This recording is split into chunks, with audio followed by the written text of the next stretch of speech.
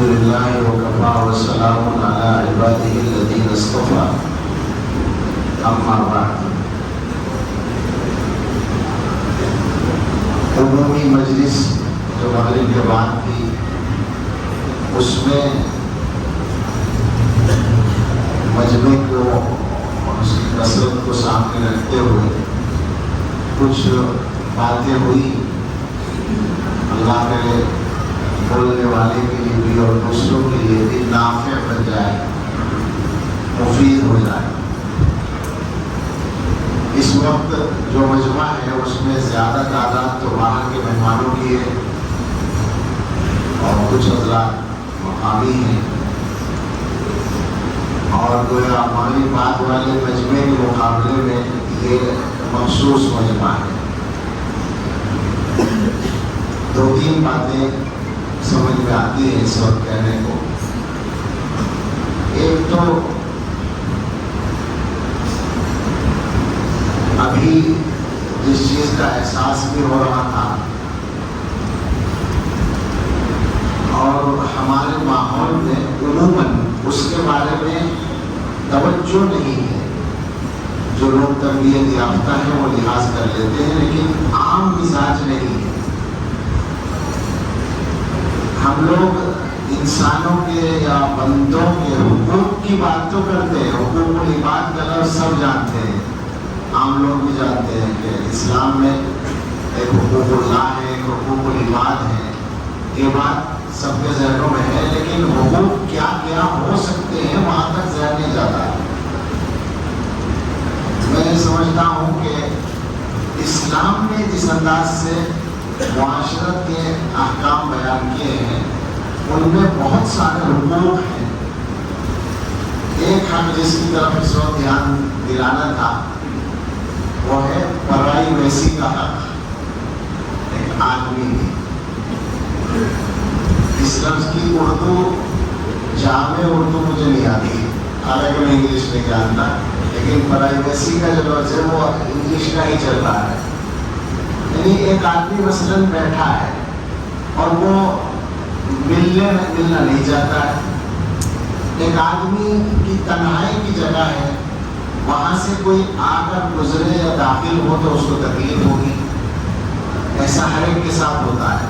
ہر آدمی کا کوئی نہ کوئی ایسا وقت ہوتا ہے, کوئی نہ کوئی ایسی جگہ ہوتی ہے جہاں وہ چاہتا ہے کہ مجھے کوئی ڈسٹرب نہ کرے, نہیں کہہ رہا, یا مجھے کوئی دیکھے نہیں, یا میرے کوئی قریب نہ آئے. قرآن کریم پڑھے آپ, یہاں وہاں موجود ہے. مفتی ذکاوت صاحب یہاں تشریف رکھتے ہیں. میرا استدلال غلط ہو تو اصلاح کریں. یا ایھا الذین آمنوا لیستأذنکم الذین ملکت ایمانکم والذین لم یبلغوا الحلم منکم ثلاث مرات. جو نابالغ ہیں اور جو تمہارے خادم ہیں تمہارے پاس آنے کے لیے 3 وقتوں میں ان کو بھی اجازت دینی ہے. من قبل صلاۃ الفجر وحین تضعون ثيابکم من الظہیرہ ومن بعد صلاۃ العشاء. فجر سے پہلے اور دوپہر میں جب کپڑے اتار کے آدمی بیٹھ جائے, اور رات کو عشاء کے بعد. یہ قرآن میں ہے, کسی ضعیف حدیث میں نہیں ہے. قرآن کی آیت میں یہ ادب ہے. یعنی نابالغ بچے کر کے اور وہ خادم جو بے تکلف آتے جاتے ہیں کام کرنے والے غلام, ان کو ہر وقت اجازت لینے کی ضرورت نہیں ہے. لیکن 3 ٹائم قرآن بتا رہا ہے کہ جب تمہارے پاس وہ آنا چاہیں تو اجازت دے کے آئے, اچانک ایسے داخل نہ ہو تمہارے کمرے میں. مجھے تو لگتا ہے کہ یہ پرائیویسی کا حق ہے. اور آپ دیکھیں کہ یہ گھر کے لوگوں کے لیے محفوظ کیا گیا, گھر کے لوگوں سے اس کی حفاظت کرائی جا رہی ہے. تو جو لوگ گھر کے نہ ہوں, جو ان سے تکلف کا تعلق ہو, ان کے لیے تو زیادہ ہو جائے گا نا یہ معاملہ. ان کے لیے ضروری ہوگا کہ جب بھی آئیں تو اجازت لیں, وہ پہلے آ چکا ہے. لا تدخلوا بيوتا غير بيوتكم حتى تستأنسوا وتسلموا على أهلها. وہاں صراحت ہے, اجازت دینی ہے. یاد تھا اپنی حماقت کی وجہ سے، لیکن مضمون ٹھیک تھا اس لیے میں نے بیان کر دیا۔ وہاں میں گیا تھا اوپر کمرے میں آرام کے لیے، تو ظاہر ہے کہ وہاں بہت سارے احباب چاہتے تھے آنا اور ملنا، تو اس میں تکلفاً نہیں کہہ رہا ہوں، یہ تواضع نہیں کہہ رہا ہوں، بلکہ یہ تو سچائی ہے کہ جب وہ اوکھلی میں سردی ہے تو مسل سے کہہ رہا تھا، جب مجلس میں آئے ہیں تو ہم یہ سوچ کے بیٹھے کہ ہمیں یکسوئی مل جائے گی، پڑھائی مل جائے گی، یہ بیوقوفی کی بات ہے۔ لیکن میری پریشانی یہ تھی کہ میں بہت زیادہ تھکا ہوا ہوں اور میری کمر میں بہت تکلیف ہے، تو میں جا کے سیدھا لیٹا رہا تاکہ میری کمر کچھ ٹھیک ہو جائے، اسی میں لوگ آتے بھی رہے، لیکن میری خواہش تھی کہ نہ آئے کوئی۔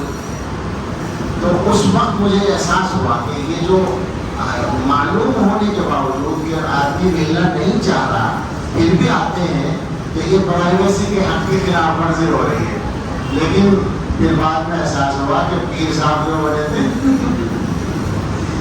پیروں کی کوئی پرائیویسی نہیں، بہت سی چیزیں ہیں جو ضابطے سے الگ ہوتی ہی ہیں۔ اب یہ تو محبت میں ہو رہا ہے نا۔ حضرت مدنی رحمۃ اللہ علیہ شیخ الاسلام، ان کی جو محبوبیت ہے ہمارے یہاں کا اکابر میں، وہ الگ سی ہے کچھ، جو ہم نے ان کے دیکھنے والوں سے سنی بھی ہے اور کتابوں میں پڑھی بھی ہے۔ تو جلال آباد میں جلسہ تھا اور مولانا بصیر اللہ صاحب رحمۃ اللہ علیہ کے حضرت کو بلاتے تھے، وہ جلسے حضرت کے شاگرد تھے، تو بھیڑ تھی۔ مولانا بصیر اللہ صاحب رحمۃ اللہ علیہ نے اعلان کیا کہ مسافہ نہیں ہوگا۔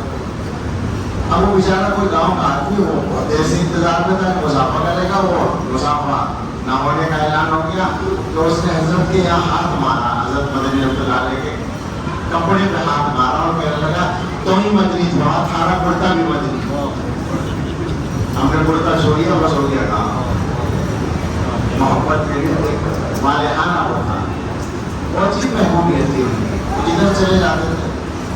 اور ان کے بارے میں تو عجیب بات ہے، پتہ نہیں ہے، میں چونکہ ان کے میرے والد ان کے شاگرد تھے تو وہ گھٹی میں ملا کے محبت اس لیے ایک الگ سے انداز کی ہے، لیکن جو تواتر سے، یہ مفتی سعید صاحب رحمۃ اللہ علیہ کا لفظ ہے کہ حضرت مدنی کے بارے میں تواتر سے یہ سنا ہے کہ وہ جہاں گئے ہیں وہاں بدعتیں ختم ہوئی ہیں، مدرسے قائم ہوئے، جہاں کا سفر انہوں نے کر لیا۔ یہ عجیب بات ہے، ایسی تاثیر کسی آدمی کی اس میں۔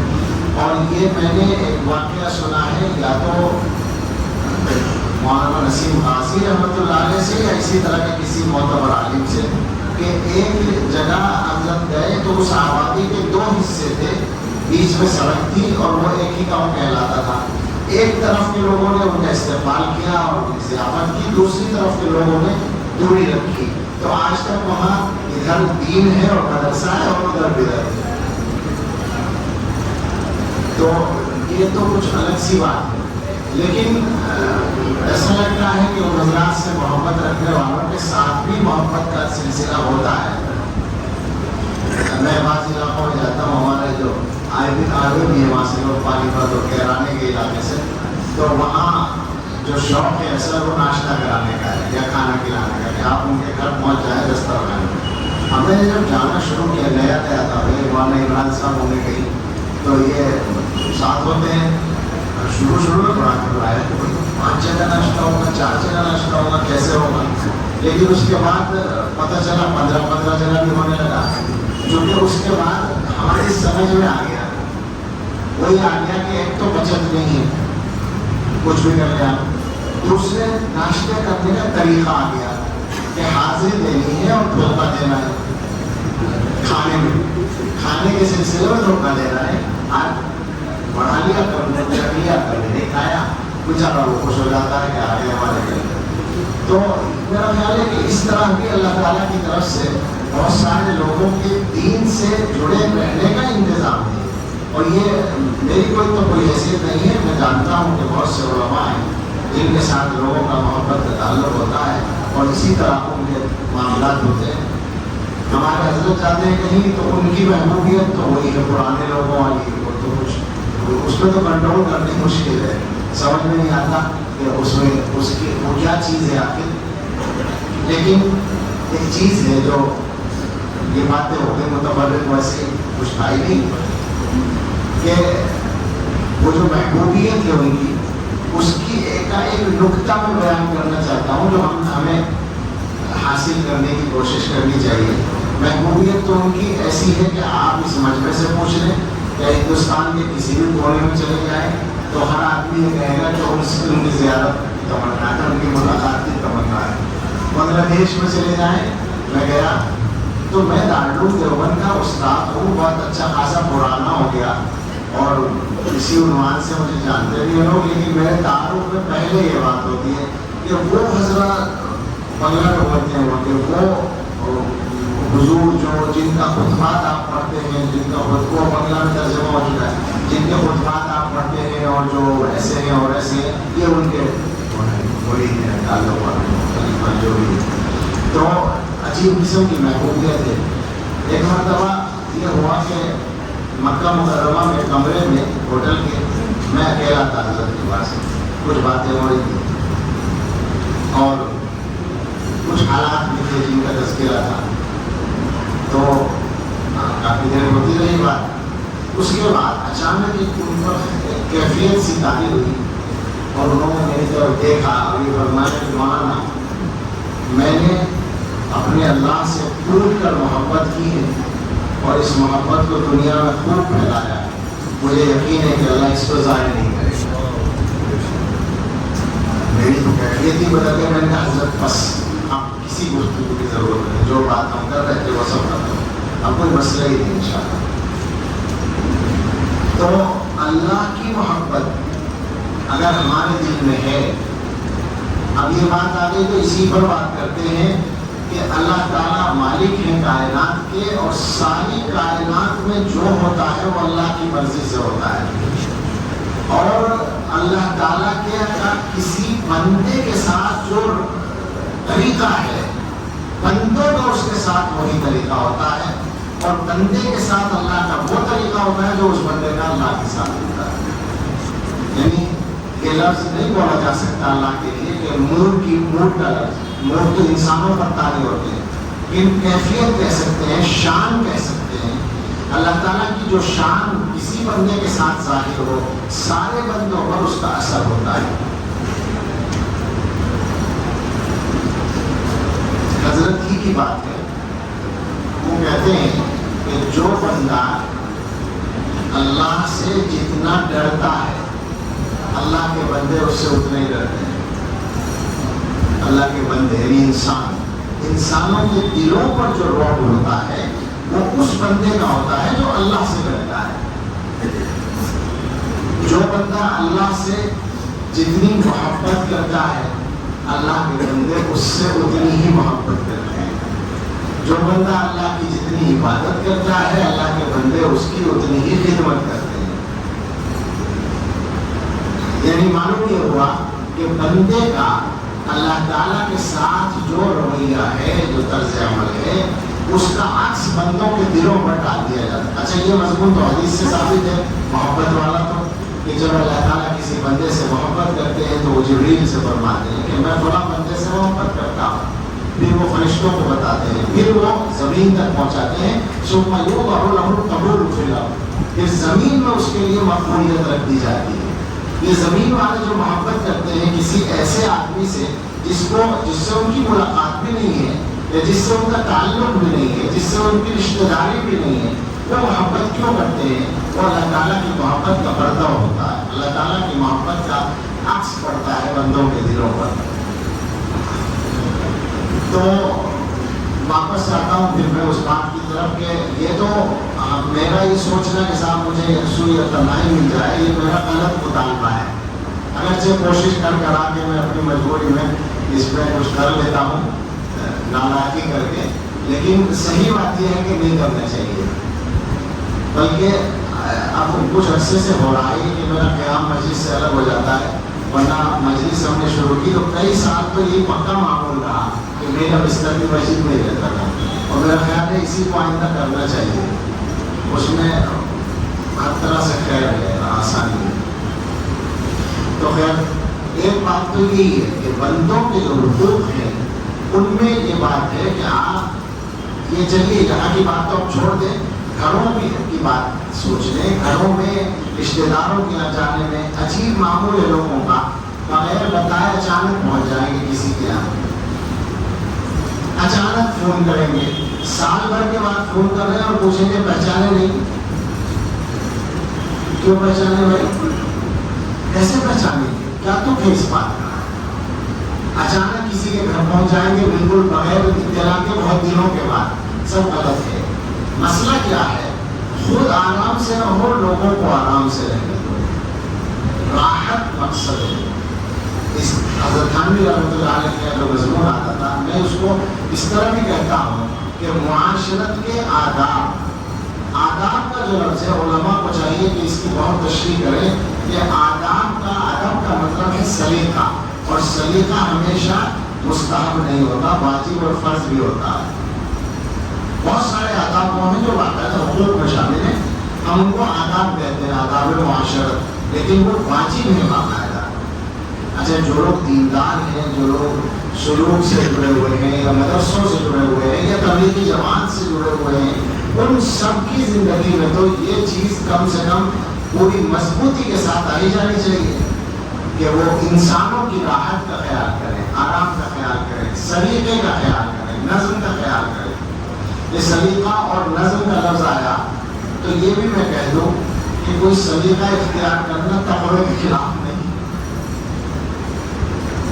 جیسے صاف ستھرے کپڑے پہننا کوئی بری بات نہیں ہے. بری بات کیا ہوتا؟ مطلوب ہے. صفائی تو اسلام میں مطلوب ہے. بعض لوگ یہ سمجھتے ہیں کہ سادگی کا مطلب گندا رہنا ہے. بالکل غلط بات ہے، جائز بھی نہیں ہے بات تو کہنا. سادگی کا مطلب ہے کہ تکلف نہ ہو، غیر ضروری مطالبے نہ ہو.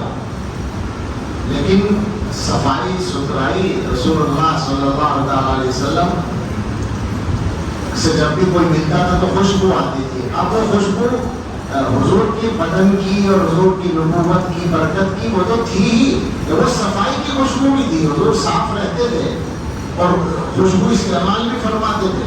میں قسم کھا سکتا ہوں، میرا عقیدہ ہے کہ حضور علیہ السلام کوئی خوشبو نہ استعمال کرتے اور صفائی بھی زیادہ نہ کرتے تو بھی بدبو نہ آتی، خوشبو ہی آتی. یقین ہے اس کا. لیکن اس کے باوجود حضور علیہ السلام غسل کا اور صفائی کا اہتمام رکھتے تھے. سوچیے ذرا کہ حضور کو تو اللہ تعالیٰ کے بدبو ان کے قریب آنے ہی نہ دیتے، اس کے باوجود وہ صفائی کا اہتمام کرتے تھے. ہمارا حال تو یہ ہے کہ نہانے کے 2 گھنٹے بعد ہمارا بدبو آنے لگتی ہے وسیلے میں. تو ہمیں کیا کرنا چاہیے؟ تو سلیقے کی جو بات میں کہہ رہا تھا وہ یہ ہے کہ گھروں کے اندر بھی آپ سلیقہ پیدا کریں، اور اس میں بہت ساری چیزیں ہیں. گھر والوں کے ساتھ اگر سلیقے سے کام نہیں ہوگا آپ بھی پریشان ہوں گے، گھر والے بھی پریشان ہوں گے.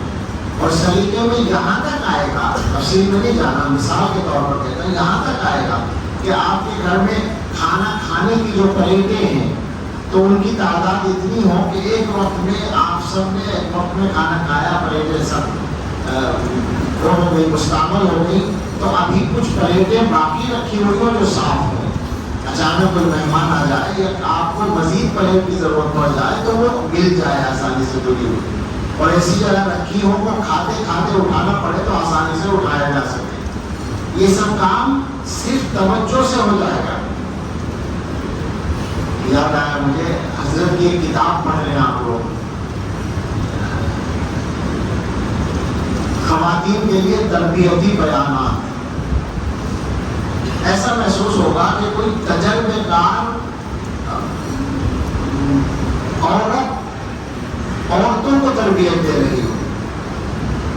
اس میں انہوں نے یہ تک سکھایا ہے کہ آپ کو کچن کیسے سیٹ کرنا ہے اور اس کی صفائی کیسے کرنی ہے، اور آپ کا جو واشنگ مشین ہے اور اس کا جو ایریا ہے اس کو کیسے رکھنا ہے، اور دروازے کے پاس جو چیزیں ہیں ان کو کیسے رکھنا ہے. پورے گھر کو بیڈ کی چادر کب بدلنی ہے، کس طرح بدلنی ہے، کس طرح رکھنی ہے، یہ بھی سکھایا ہے کہ آپ کے اگر دعوت ہونے والی ہے تو اگر 200 آدمیوں کی دعوت ہے تو کتنے دن پہلے سے تیاری کرنی ہے تاکہ آپ دعوت والے دن حواس باختہ نہ ہو، مہمانوں کے ساتھ آرام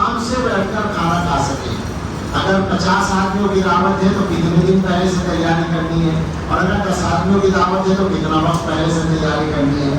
ہر چیز کو اس میں سکھا رکھا ہے.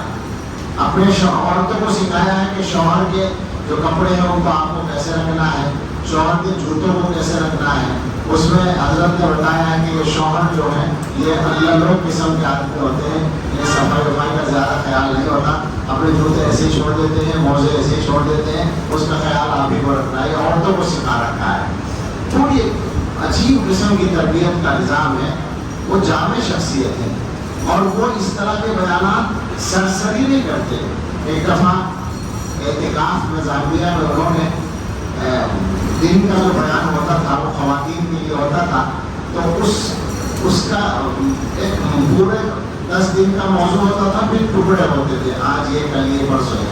تو اس میں مثالی ماں، مثالی بہن، مثالی بیٹی، مثالی بہو، مثالی ساس، اس طرح سے عورتوں کے ہوتے، اور پھر مثالی باپ، مثالی بیٹا، مثالی بھائی، مثالی شوہر، مثالی سسر، یہ سب. تو ایک دن ایک پر بات کی. تو پہلے دن انہوں نے یہ فرمایا کہ ان بیانات کی تیاری ہم 6 مہینے سے کر رہے تھے. اس کے لیے قرآن و حدیث میں جو ہدایات آئی ہیں ان سب کو جمع کیا. پھر آج کل جو تربیت کے موضوع پر لکھا گیا ہے اس کو پڑھا. پھر آج کل مختلف جگہ جو وہ بنے ہوئے ہیں بچوں کی تربیت کے ہوم ہیں، ادارے ہیں، ان کی جو آنٹیز ہیں ان کے تجربات کو پڑھا، اور ان سب کو مرتب کر کے یہ بیانات وہ چھپے ہوئے.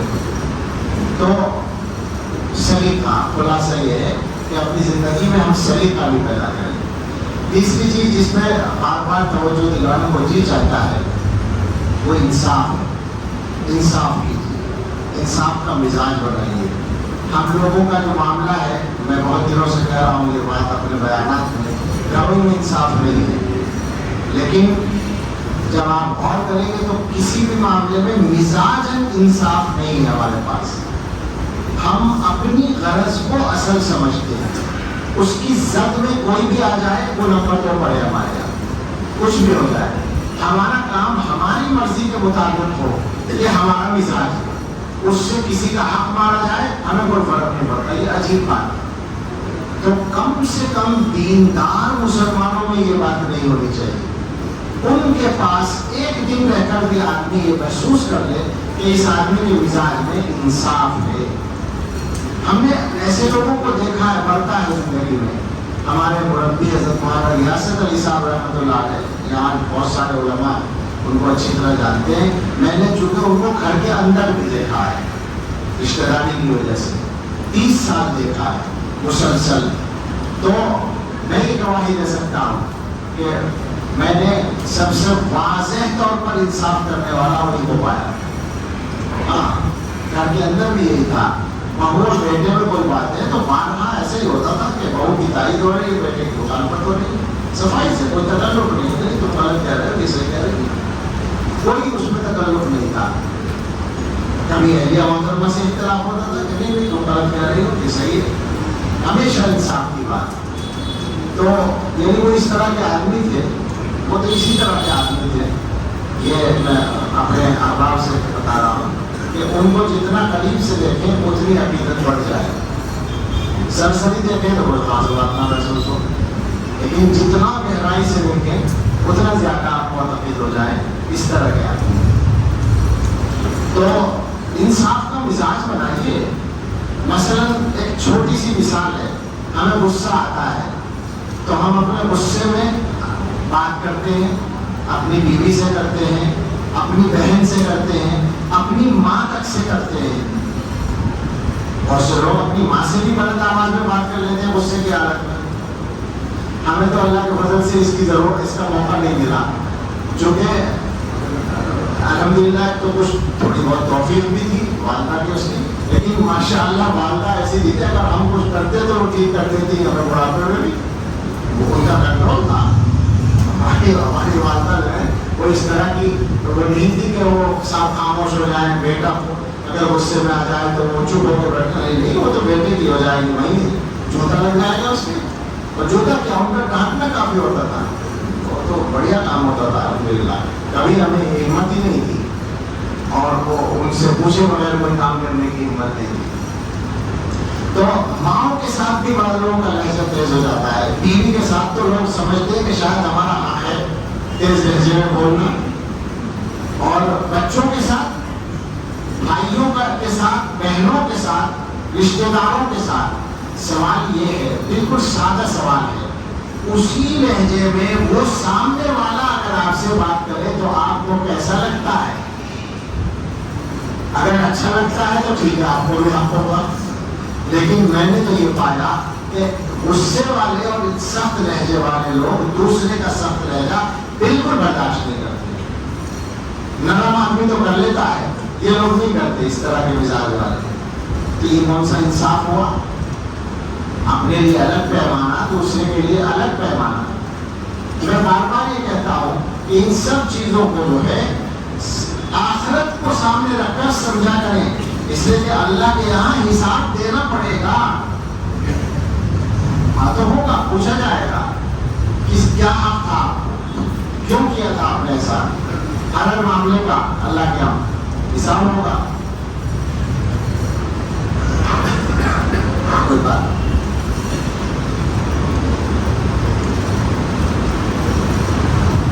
چشمہ نکالنا پڑے گا.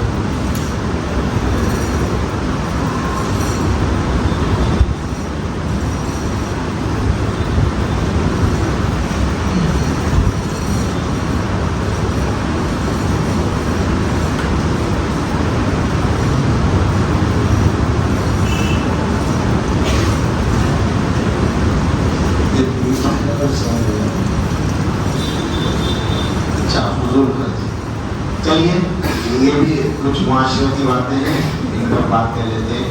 فضول خرچی اور کنجوسی میں فرق. یہ کیا بات ہے؟ فضول خرچی اور کنجوسی میں فرق. بھائی یوں پوچھتے اگر کنجوسی اور کفایت شعاری میں فرق تو بات سوال صحیح تھا. فضول خرچی جو ہے فضول یعنی بے ضرورت خرچ کرنا، اور کنجوسی ہے ضرورت میں بھی خرچ نہ کرنا. سوال یہ نہیں ہے، اصل سوال یہ ہے کہ کنجوسی غلط ہے، کفایت شعاری ٹھیک ہے، دونوں میں کیا فرق ہے؟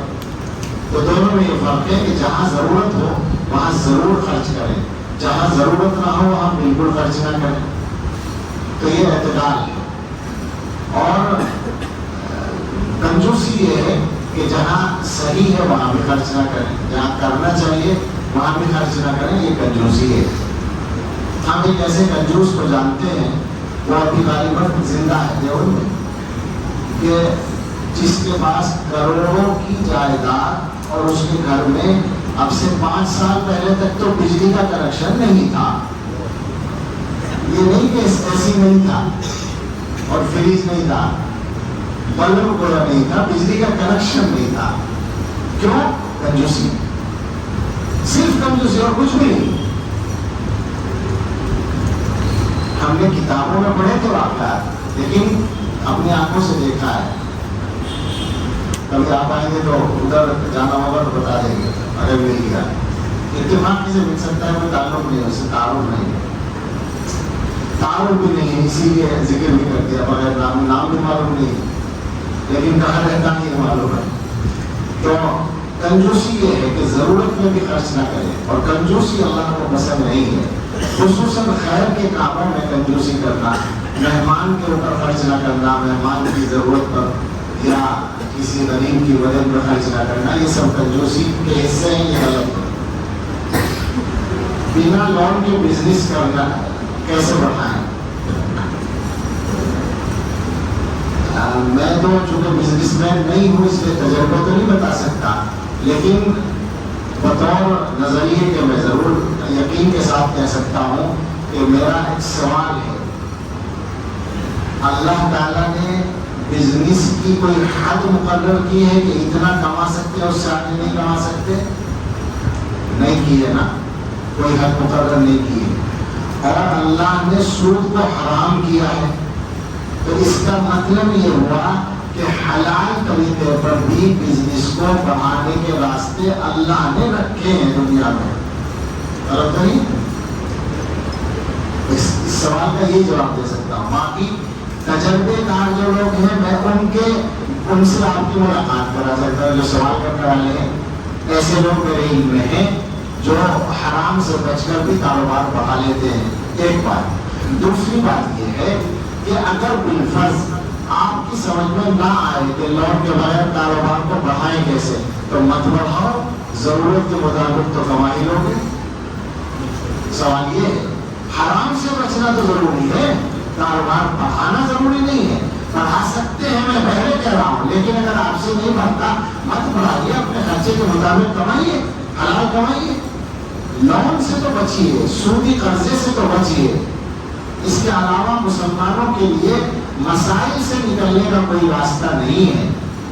چونکہ آپ نے مجھے شیئر دیا تو میرا تو یہ درد دل بنا ہوا ہے. میں آپ سے بتاؤں گا کہ پورے ہندوستان میں کسی جگہ کے مسلمانوں تو میں یوں کہتا ہوں بچے ہوئے نہیں ہیں سودی قرضے سے.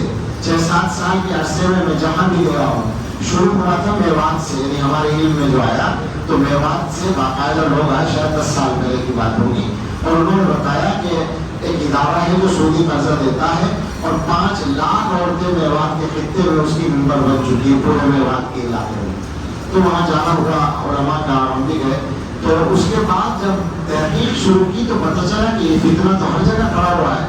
بجنوں کے علاقوں میں, ہمارا جو ہوائی وطن ہے سہسپور, وہاں میں, سیوان میں, دامپور میں, افضل گڑھ میں, نگین میں, فلاں میں, کون سا قصبہ بچا ہوا ہے, کون سا گاؤں بچا ہوا ہے, سہارنپور میں, مظفر نگر میں, شاملی میں, باغپت میں, اور صاحب کیا کہتے ہیں مراد آباد میں, اور میرٹھ میں, پھر دلی میں, اور یہ میوات تو بتایا, راجستھان میں, گجرات میں, مدھیہ پردیش میں, چھتیس گڑھ میں, مہاراشٹر میں, اور صاحب کرناٹک میں, تمل ناڈو میں, بیچ میں ادھر آندھرا اور تلنگانہ میں, اور اڑیسہ میں, اور جھارکھنڈ میں, اور بہار میں, اور بنگال میں, اور آسام میں, اور تریپورہ میں.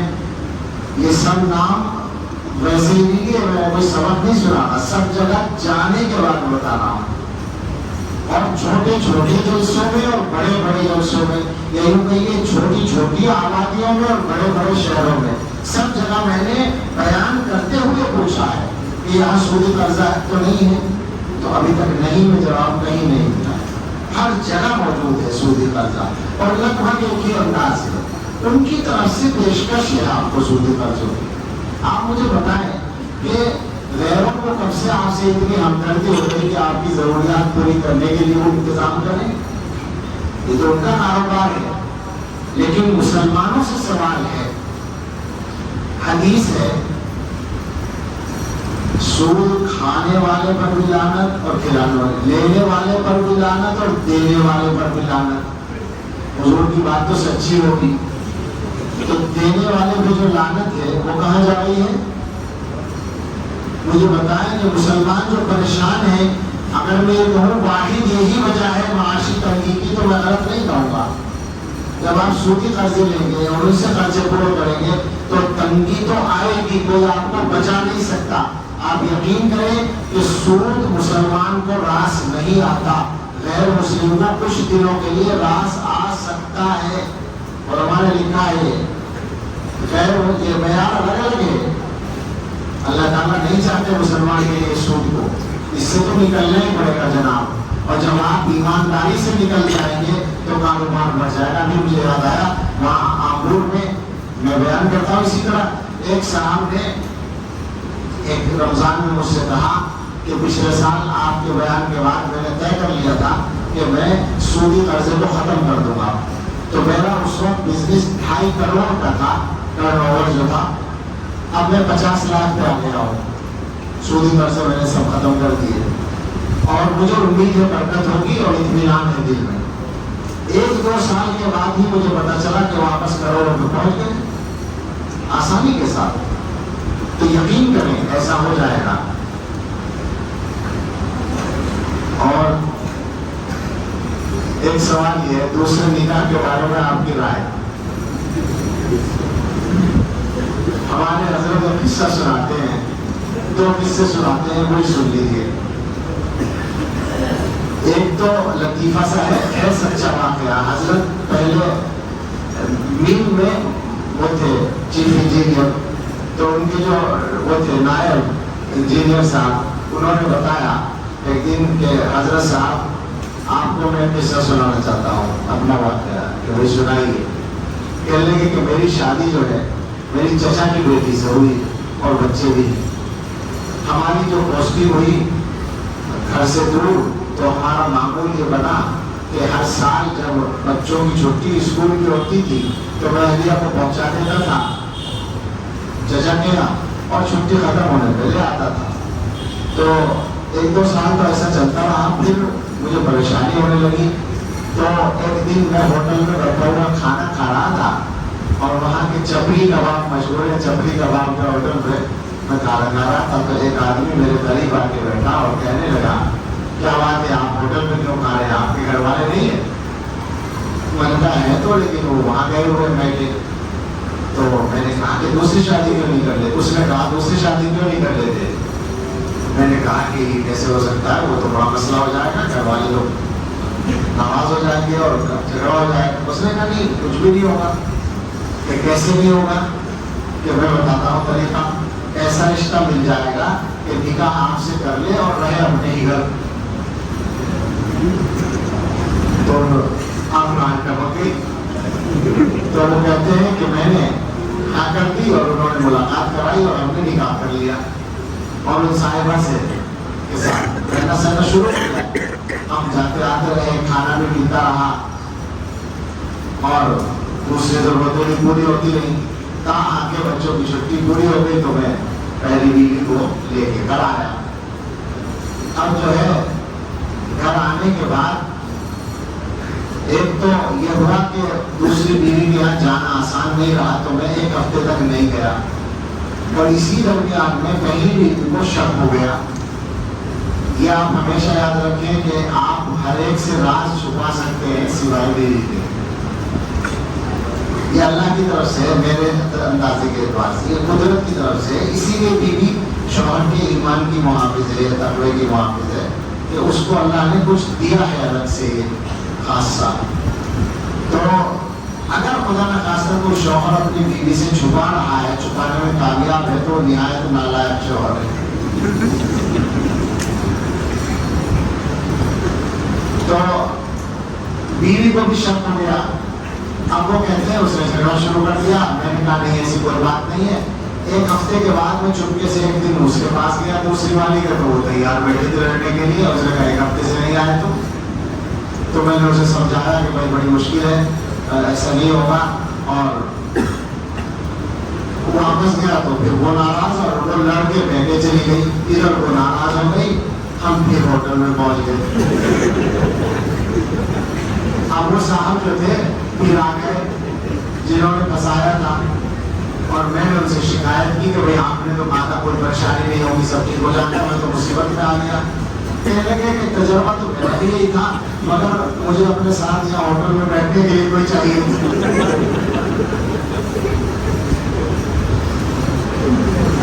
تو اس لیے یہ تو ہو گیا ایک تجربہ.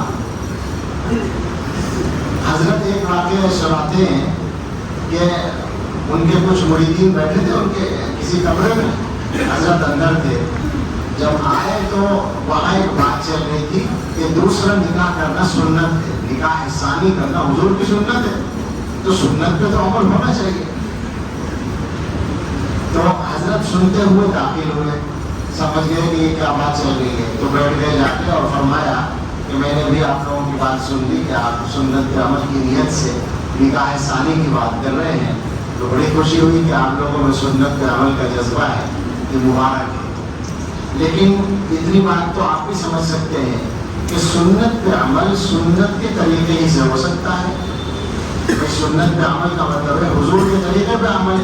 تو جیسے حضور نے کیا ویسے کریں گے تبھی تو سنت پہ عمل ہوگا. لہٰذا سنت پہ عمل کا جو اعلیٰ درجہ ہوگا, صحیح طریقہ ہوگا, وہ یہ ہوگا کہ آپ اپنا پہلا نکاح ایسی محترمہ سے کریں جو آپ سے 15 سال بڑی ہوں اور 2 شوہروں کی بیوہ ہوں. حضور نے کیا تھا. اور 25 سال انہیں کے ساتھ گزارے, اس کے بعد پھر اگلا نکاح کرے, نکاح ثانی, تو انشاءاللہ سنت ادا ہو جائے گی. تو سب کے دماغ کا کیڑا نکل گیا. حضرت تھانوی رحمۃ اللہ علیہ نے نکاح ثانی کیا. ان کی پہلی اہلیہ نے کہا کہ آپ نے اپنے مریدوں کے لیے دروازہ کھول دیا دوسرا نکاح کرنے کا. تو حضرت نے فرمایا کہ نہیں، بند کر دیا. کیسے؟ جب وہ مجھے دیکھیں گے کہ میں انصاف کس طرح کرتا ہوں تو وہ ہاتھ تو کر لیں گے، وہ نہیں کر پائیں گے، ہمت نہیں کریں گے، سمجھ میں آ جائے گا کہ یہ کرنے کا کام نہیں ہے.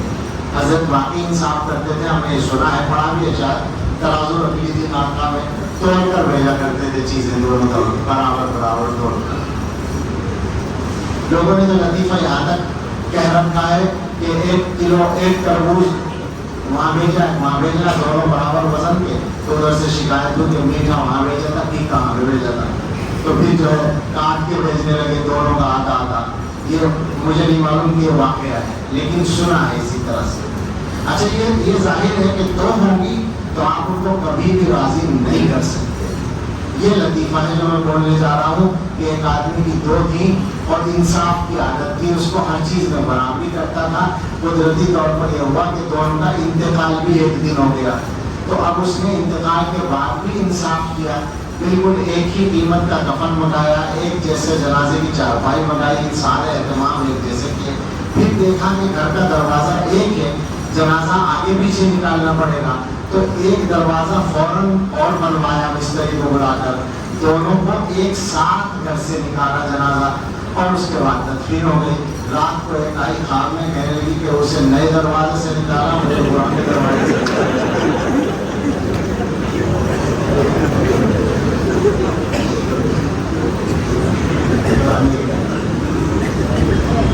تو آپ دیکھ لیں آپ کیا پروگرام ہو سکتا ہے.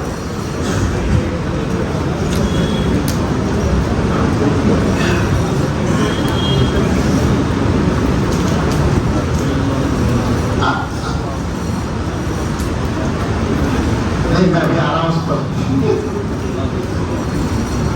نہیں تو یہ ہے کہ شروع تو ایک سے ہی ہوگا، بس یعنی اختیاری 2 3 4 ضروری ہے. حضور صلی اللہ علیہ وسلم نے ایک سے شروع کیا، مسئلہ تو بعد ہی میں بنے گا، وہ یہ تو ہمارے آپس کی بات ہوگی. لیکن یہ ہے کہ 5 صورتیں ایسی ہیں، نکاح ثانی کوئی ناجائز نہیں ہے. اور آج کل کے ہمارے پاکستان کے 2 3 حضرات جو انہوں نے تو اس کی تبلیغ کر رکھی ہے. ان میں سے جو بڑے والے ہیں جن کی 4 ہیں شاید، یا اب ان کی بھی 4 ہی ہو گئی، ان سے ہماری ملاقات ہوئی ملیشیا میں گمن صاحب سے. تو انہوں نے وہ سب بیان کیا کہ میں یہاں تو بہت مزے ہیں اور بالکل سب آپس میں شیر و شکل ہیں. اور پہلی والی کو میں نے بڑا بنا رکھا ہے، سب اسی کو لے جا کر دیتا ہوں، وہ سب میں تقسیم کرتی ہے. تو خیر اسی میں انہوں نے یہ بتایا کہ ہمارے مدرسے کے جو مدرسین ہیں، جب ان میں سے کسی کی شادی ہوتی ہے تو ہم ان کو اتنی رقم دیتے ہیں، 25,000 یا کچھ نکاح کا ایک تحفہ. تو ہمارے ہندوستان کے علماء میں سے ایک عالم تھے، اب ان کا نام مناسب نہیں لینا، تو انہوں نے کہا کہ اگر کوئی نکاح ثانی کرے تو کیا دیتے ہیں؟ تو وہ بولے اگر آپ کریں تو 1 لاکھ دوں گا. تو میں نے کہا اگر یہ کریں تو میں 10 لاکھ دوں گا. تو وہ تعجب میں محمد صاحب نے کیا کیسے؟ میں نے کہا بھائی کر نہیں سکتے تو 1 کروڑ کا بھی وعدہ کیا جا سکتا ہے، کیا مشکل ہے؟ ان سے کروا کے دکھا دو، میں دے دوں گا. ہمارے ہندوستان میں تو ماحول نہیں ہے نا، تو ہمت ہی نہیں کر سکتے. میں نے کہا ان کو نکاح ثانی کرنے کے لیے نیشنلٹی بدلنی پڑے گی، پہلا گھر چھوڑنا پڑے گا. لیکن اور کوئی ناجائز بات نہیں ہے، جائز چیز ہے. اس کی شرطیں ہیں شریعت میں اور اس کے تقاضے ہیں، ضرورتیں ہیں. تو پائی جائیں تو ظاہر ہے بالکل ٹھیک ہے. اصل تو نکاح کا مقصد سکون حاصل کرنا اور اپنی پاک دامنی کی حفاظت کرنا ہے. اب ان مقاصد میں اگر ایک نکاح کافی نہ ہو رہا ہو تو دوسرا نکاح کریں، مگر ایسا نہ ہو کہ دوسرا نکاح سکون ختم ہونے کا سبب بن جائے. اس سے بچنا ہے، سیدھی سی بات ہے. کوئی ایسا مسئلہ نہیں ہے. ہمارے شریعت میں کوئی بھی مسئلہ مشکل نہیں ہے. اچھا ہے تو سوالات ہی چل رہے ہیں. تصوف کی صحیح تعریف کیا ہے؟ تصوف کی صحیح تعریف اب یہ لمبی بات ہو جائے گی اگر میں اقوال ہی بیان کروں، لیکن مختصر کر دیتا ہوں. اصل جو مقصد ہے تصوف ہمارے اکابر کے تزکیے کا نام ہے، اور تزکیے کے معنی ہے اپنے آپ کو ٹھیک کرنا، بس سیدھی بات ہے۔ اب اس کو یوں بھی کہا گیا ہے، جیسے ہمارے حضرت کہتے ہیں کہ تصوف نام ہے اتباع سنت کا۔ شیخ الحدیث وہاں زکریا صاحب نے کہا تصوف نام ہے تصحیح ہے نیت کا، نیت کو ٹھیک کر لینے کا۔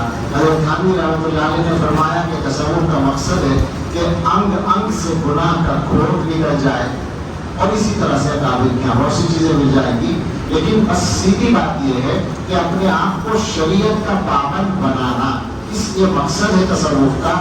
اس مقصد کے لیے کچھ محنتیں جو شریعت کے مطابق ہیں وہ کرائی جاتی ہیں، یہ ہے خلاصہ تصوف کا۔ آج کے دور میں سب سے بہترین تجارت کیا ہے یہ تو مجھے نہیں معلوم، جو بھی حلال تجارت ہو اور آپ کی طاقت کے مطابق ہو وہ کریں، اور یہ واقعہ ہے کہ چھوٹی سی تجارت سے شروع کریں تو بڑی ہو جاتی ہے۔ عام طور پر ہمارے مسلمان بھائیوں میں یہ بھی وہ ہے، بے تدبیری ہے کہ بڑا پلان بناتے ہیں، اسی لیے تو قرضہ لینا پڑتا ہے۔ یہ جو لون کی بات آ رہی تھی وہ یہ کہ آپ جب یہ طے کریں گے کہ مجھے 1 کروڑ سے کاروبار شروع کرنا ہے تو لون تو لینا پڑے گا، آپ 1 لاکھ سے کیوں نہیں شروع کرتے؟ 1 لاکھ سے کاروبار شروع کریں، اللہ تعالیٰ دینے والے ہیں، برکت تو وہاں سے آئے گی، روزی تو وہاں سے ملے گی، اسی سے بڑھ جائے گا، ایسا ہوتا ہے۔ حضرت نے بیان کیا ہے کہ جب یہ پاکستان تقسیم ہوا، ہندوستان نہیں پاکستان یعنی بنگلہ دیش الگ ہوا، تو ایک صاحب جو پاکستان کے تھے اور بنگلہ دیش میں رہتے تھے، تجارت تھی ان کی بہت بڑی ٹرانسپورٹ کمپنی تھی، بہت سارے ٹرک اور کیا کیا چیزیں تھیں، تو وہاں جو حالات ہوئے وہ تو بالکل اچانک ہوئے اور پاکستان والوں کو وہاں سے بھاگنا پڑا۔ اس حال میں بھاگے وہاں سے کہ بس اہلیہ اور وہ جو کپڑے پہنے ہوئے تھے پورا گھر اور کاروبار وہیں چھوڑ کر ایئرپورٹ پہ آ گئے اور جان بچا کے کراچی آ گئے، چونکہ وہاں کو قتل ہونے کا خطرہ تھا۔ اب کراچی اترے تو بالکل خالی ہاتھ، یہاں بھائی رہتے تھے، بھائی کے گھر پہنچ گئے، چند دن تک بھائی کے مہمان بنے رہے، پھر بے فکر ہوئی کہ کچھ کریں، تو حضرت بتاتے ہیں کہ ان کی جو بیوی تھی وہ بڑی سمجھدار تھی، انہوں نے شوہر کا حوصلہ بڑھانا شروع کیا اور یہ کہا کہ یہ تو بہت ہمت والے ہیں، میں گھبرا رہی تھی لیکن ماشاءاللہ یہ ہمت کر رہے ہیں، اور یہ وہ اس نے حوصلہ بڑھایا اور پھر بیچارے شوہر کو ہمت آ ہی گئی تھوڑی سی، تو انہوں نے اپنے بھائی سے قرضہ لے کے، نہیں پہلے انہوں نے کسی کے یہاں ٹرک چلانا شروع کیا، وہ آدمی جو بہت بڑی ٹرانسپورٹ کمپنی کا مالک تھا، اس کے بعد کچھ قرضہ ورضہ کر کے ایک ٹرک خرید لیا، اور چند سالوں میں جب حضرت سے انہوں نے بتایا اپنے حالات تو 200 ٹرک کے مالک تھے، وہ زیرو سے شروع کیا تھا۔ تو یہ تو ہو سکتا ہے، ہمت سے کام لیں اور تدبیر صحیح کریں، اور ایک بات میں اور کہا کرتا ہوں، جو کام کریں اسے سیکھ کر کریں۔ ہمارے مسلمان بھائیوں میں یہ بھی مسئلہ ہے کہ دوستوں میں بیٹھے ہوئے مشورہ ہو گیا یار تم تو کپڑے کی دکان کھولتے، ہاں یہ بات ٹھیک ہے اور صاف ستھرا کام ہے، ہو گیا مشورہ، اور پھر کھول دی کپڑے کی دکان اور لگا دیا اس میں 10 لاکھ روپے اور 6 مہینے میں چھٹی، دکان بھی ختم اور پیسے بھی ختم۔ اب تجھے جب کپڑوں کا کام نہیں آتا تو تم نے کپڑے کا کام شروع کیسے کیا بھائی؟ تم بات ہے یہ اکثر کا حال ہے، میں دیکھتا ہوں کاروبار شروع کرتے ہیں اور پیسے ضائع کر دیتے ہیں، یہ نہیں ہے طریقہ۔ سیکھو پہلے، جو کام جانتے ہو وہ کرو، جو نہیں جانتے اسے ہاتھ بھی نہ لگاؤ ورنہ پیسے بھی چلے جائیں گے۔ دنیا دارالاسباب ہے، آپ مسلمان ہیں لہٰذا اللہ نے آپ کا کاروبار ضرور چلا دیں گے، یہ گارنٹی اللہ نے نہیں دی ہے۔ آپ مسلمان ہیں تو اللہ نے جنت میں ضرور بھیجیں گے آپ کو انشاءاللہ، یہ گارنٹی تو دے رکھی ہے، لیکن دنیا کے سارے کام آپ کے اللہ نے خود ہی صحیح کر دیں گے، یہ بھی گارنٹی دی ہے۔ اس کے لیے آپ کو کرنا پڑے گا، صبر اختیار کرنا پڑے گا، محنت کرنی پڑے گی اور طریقے سے کام کرنا ہوگا۔ ہمارا یہ اس وقت کی بات تو بہت لمبی ہو گئی اور بغیر کسی موضوع کے بہت سارے موضوعات پر بات ہو گئی، میں کر رہا تھا دیر ہو رہی، لیکن چونکہ بیچ میں نکاح کا موضوع آیا تھا تو وہ تو اگر 1 گھنٹہ بھی چلتا تو کام چل جاتا، بور ہونے کا کوئی سوال ہی نہیں تھا لوگوں کا۔ ایک کمپنی جس کا نام PLC ہے اس میں رقم لگانا کیسا ہے میں نہیں جانتا، مفتیان سے مل کر ان کے سامنے تفصیلات لیے بیٹھے مفتی اعظم دلی، ہاں سچی بات ہے، ان سے ملیے اور پوری صورت بتا کر پوچھیے حکم، اور جو بتائے اس پہ عمل بھی کیجیے، یہ بھی شرط ہے۔ خالی معلومات کے لیے نہیں بلکہ عمل کے لیے پوچھیے. تو بہرحال اب تو ہمیں اپنی بات ختم کر لینی چاہیے، اور مجلس میں ہم لوگوں سے انفرادی ملاقات بھی کرتے ہیں، لیکن اگر بہت ہی ضروری سمجھے تو کریں، ورنہ آرام ہی کر لیں. میں بھی سوچ رہا ہوں کہ کچھ آرام مل جائے. میں آج کل مصروف بہت رہا ہوں، تھکا ہوا ہوں اور طبیعت ایسی ہے. پھر بھی میں ملوں گا، ضروری جن کی بات ہوگی وہ سنوں گا انشاءاللہ. اور اس کے بعد آرام فرمائیں، اور 4 سے پہلے سب لوگ اٹھ کر تہجد کی تیاری کر لیں. 4 سے 4:30 تہجد میں مشغول رہیں، پھر انشاءاللہ بیٹھیں گے. اللہ مختصر سی دعا. اللهم لك الحمد كله ولك الشكر كله بيدك الخير كله نسألك الخير كله ونعوذ بك من الشر كله. اللهم صل على سيدنا محمد وعلى وأصحابه وأزواجه وذرياته كما تحب وترضى عدد ما تحب وترضى. ربنا آتنا في الدنيا حسنة وفي الآخرة حسنة وقنا عذاب النار. ربنا لا تزغ قلوبنا بعد إذ هديتنا وهب لنا من لدنك رحمة إنك أنت الوهاب. ربنا هب لنا من أزواجنا وذرياتنا قرة أعين واجعلنا للمتقين إماما. يا أرحم الراحمين يا أرحم الراحمين يا أرحم الراحمين يا حي يا قيوم برحمتك نستغيث. أصلح لنا شأننا كله ولا تكلنا إلى أنفسنا طرفة عين. اللهم إنا نسألك من فجاءة الخير ونعوذ بك من فجاءة الشر. ربنا تقبل منا إنك أنت السميع العليم وتب علينا إنك أنت التواب الرحيم. وصلى الله على سيدنا محمد وآله وأصحابه أجمعين برحمتك يا رب.